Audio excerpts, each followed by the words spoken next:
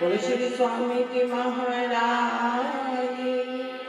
वो जुगल जोड़ी है, कभी रात है, कभी जन्म है, कभी मर है। ये जीवन का चक्कर है। जब जब नदी की धारा समुद्र से मिलने के लिए चलती है, निकलती है नदी से, सही दिशा जब मिल जाती है तो समुद्र में मिल जाती है।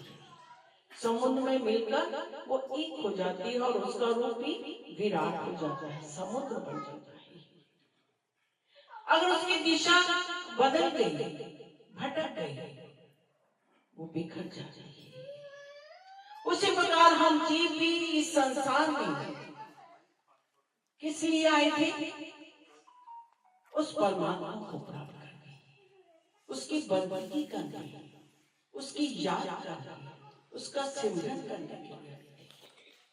लेकिन हम यहाँ आकर इतने भ्रमित हो गए कि इस माया में, इस संसार के पदार्थों में इतना उलझ गए कि हमें वास्तविक ज्ञान ही नहीं, अपना लक्ष्य भूल गए, अपना उद्देश्य भूल गए।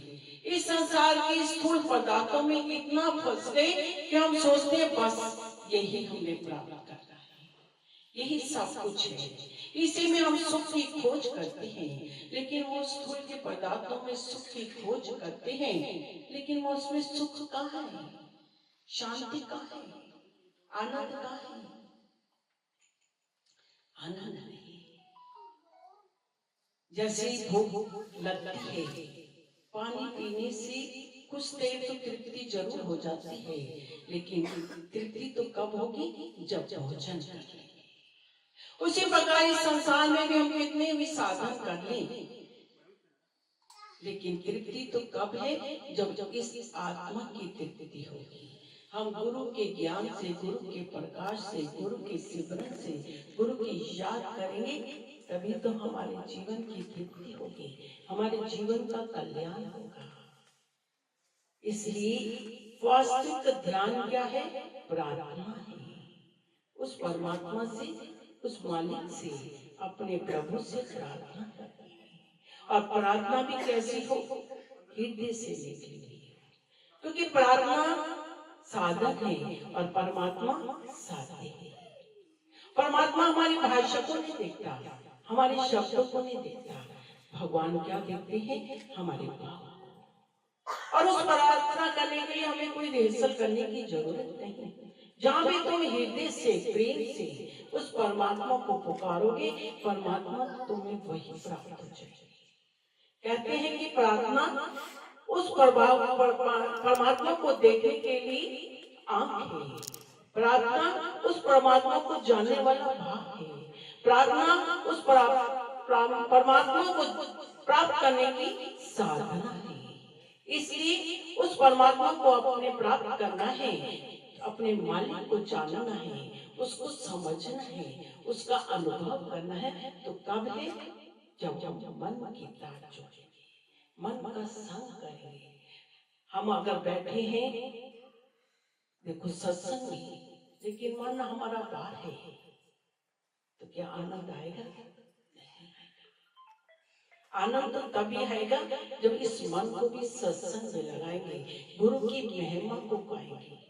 जीवा किस लिए दी भगवान ने? उसकी महिमा बोलने के लिए। कान दिए सुनने के लिए, हाथ दिए सेवा के लिए, पैर दिए उसके दर पर हम चले। हम सोचते शरीर के इंद्रिय ये संसार के लिए, लेकिन नहीं, ये हमारी इंद्रियां जो है वो सफल कब है? जब इनको परमात्मा के लेखे लगा। सत्संग में बैठकर मन के द्वारा अगर हम उस परमात्मा के साथ जुड़ते हैं, तो तभी तुम्हारे जीवन का कल्याण है। जैसे एक बार श्री गुरु नानक जी बहुत लोगों को लेकर बैठे थे, सत्संग कर रहे थे। कोई फकीर वहां से निकला तो गुरु नानक जी से कहने लगे, बड़े लोग बड़े बड़े इकट्ठे किए हैं। तो गुरु नानक जी मुस्कुरा कर कहने लगे, बंदे लोग तो बहुत हैं, लेकिन बंदा एक ही है। तो जो लोग बैठे थे वो थोड़ा नाराज हो गए कि हम इतने बैठे हैं और कह रहे हैं कि बंदा एक ही है, इतने सारे तो बंदे बैठे हैं। जब सब लोग कहने लगे, नहीं, गुरु नानक जी से कहने लगे, इतने सारे बंदे बैठे हैं तो आप कैसे कह रहे हैं कि एक बंदा बैठा है? कहते हैं परीक्षा करके देखे। जब सब लोगों ने परीक्षा करी तो बंदा कौन था? सिर्फ एक अंगत था जो मन के साथ जुड़ा था। आज कमी नहीं है मंदिर गुरुद्वारों की, कमी नहीं है सत्संग की, भीड़ लगी होती है, बहुत भीड़ लगी होती है, लेकिन पाने वाला कोई विरला ही होता है। और जिसने पा लिया उसने ही अपने ग्रस्त जीवन सफल कर लिया। इस संसार में आकर जिसने अपने लक्ष्य को, अपने उद्देश्य को प्राप्त कर लिया। ये सोचो कि हमारा लक्ष्य क्या है इस संसार में, हम लोग ये सोचते ही नहीं। लगे हैं दिन रात भाग रहे हैं जगत के लिए, परिवार के लिए, और साथ किसी ने नहीं। लेकिन ये हम सोचते नहीं कि हमने ये जीवन प्राप्त किया है, इस संसार में आकर हमारा लक्ष्य क्या है, हमारा उद्देश्य क्या है, इसको प्राप्त करके हमें करता क्या है, ये नहीं। और संत बताते हैं तो उनकी बात पर हमें विश्वास नहीं होता।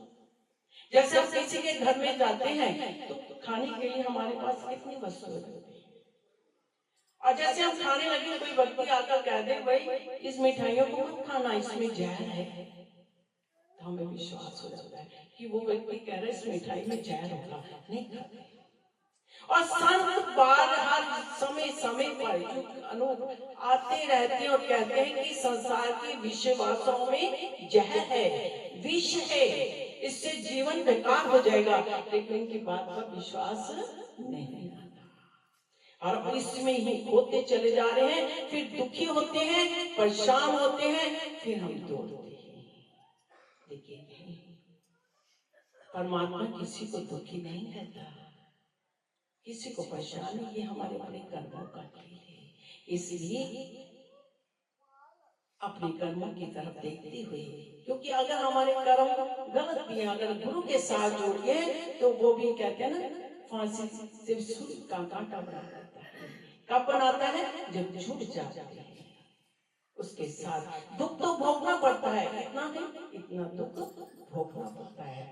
इसलिए उस परमात्मा की बंदगी करें, उसका सिमरन करें। हमारे जीवन का लक्ष्य, ये ग्रस्त जीवन तभी सफल है जब परमात्मा की बंदगी करोगे। क्योंकि अब हम जाएंगे, मालिक ने भेजा है, मालिक को इस जीवन का, इस ग्रस्त जीवन का हमें जवाब देना है कि हमने ग्रस्त जीवन में प्राप्त किया, संसार में रहे तो हमने कर्म किया है। इसलिए हमें परमात्मा ने श्वास दिए हैं, इन श्वासों को परमात्मा के लेके लाओ, उसके संग जुड़ जाओ। जब जुड़ोगे तो वो परमात्मा तो हमारे साथ है ही है, फिर हमें उसकी अनुभूति होगी, अनुभूति होगी तो हमें आनंद मिलेगा और जीवन सफल हो जाएगा। भगवान के सिर्फ 2 लाइनें